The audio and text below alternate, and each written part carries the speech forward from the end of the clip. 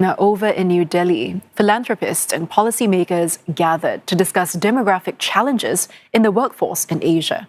Neha Poonia filed this report for CNA from the AVPN Global Conference.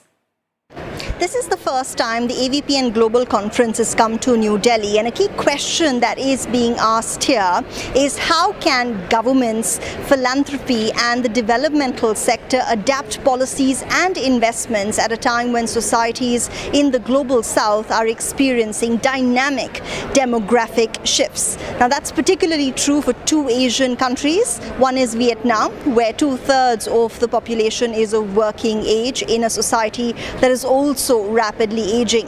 At the conference, you had Tuan Nguyen, the Director General of the Foreign Investment Agency for the Ministry of Finance of Vietnam.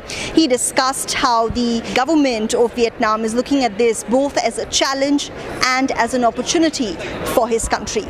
Our own economy needs the high quality human resources. No, we don't depend on the number of the laborers. We don't depend on the low cost laborers. We depend on the high quality laborers. We need to train the human resources to increase the quality of the human resources. It also wants to view its aging population as an asset. Because they have a huge experiences. And if we can take advantages of those not young generations, we can take more advantages and contribute to the sustainable economic development. The other country in focus was India, which is home to one of the world's largest working age populations. Here, high youth unemployment has recently become both a rallying point for mass public protests and also a public policy question, both for the federal as well as state governments at the regional level. Now, Aditya Natraj is the CEO of Piramal Foundation, which is the philanthropic arm of the Indian multinational conglomerate, the Piramal Group.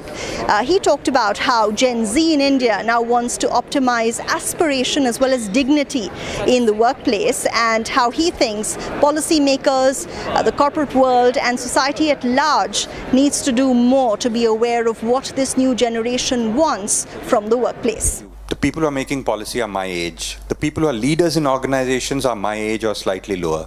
They are imagining the same work ethic as what they had. It's a new generation. If I'm not able to flush out my expectations and start again, I'm not going to be engaging this population.